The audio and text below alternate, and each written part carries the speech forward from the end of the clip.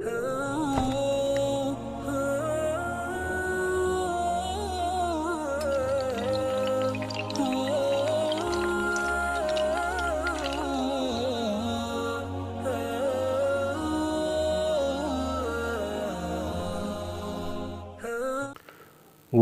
انس رضی اللہ تعالی عنہ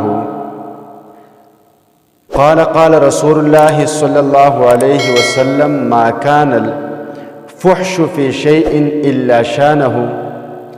وما كان الحياء في شيء الا زانه۔ ترمذی شریف میں حضرت انس رضی اللہ تعالی عنہ کا ایک حدیث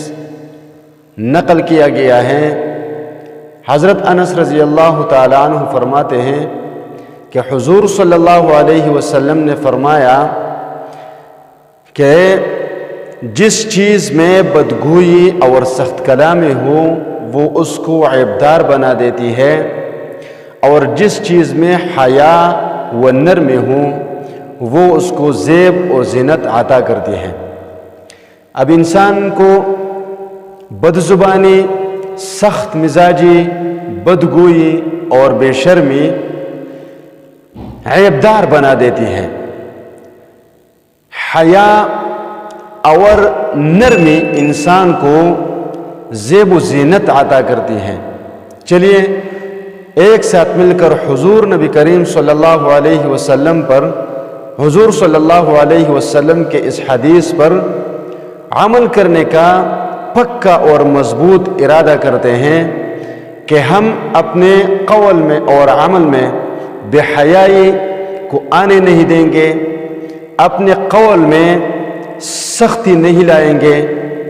بے شرمی، بدگوئی اور بے حیائی سے توبہ کرتے ہیں اور نرمی اور حیا کو اپناتے ہیں۔ اور یہی تین چیزیں ہیں، بے حیائی،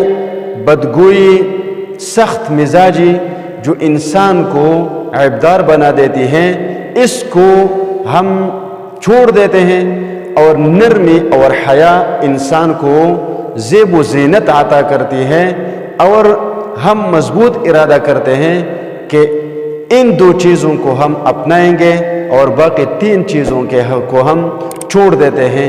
اسی میں ہماری بھلائی ہے۔ اگر ہم سب مل کر حضور نبی کریم صلی اللہ علیہ وسلم کی اس حدیث پر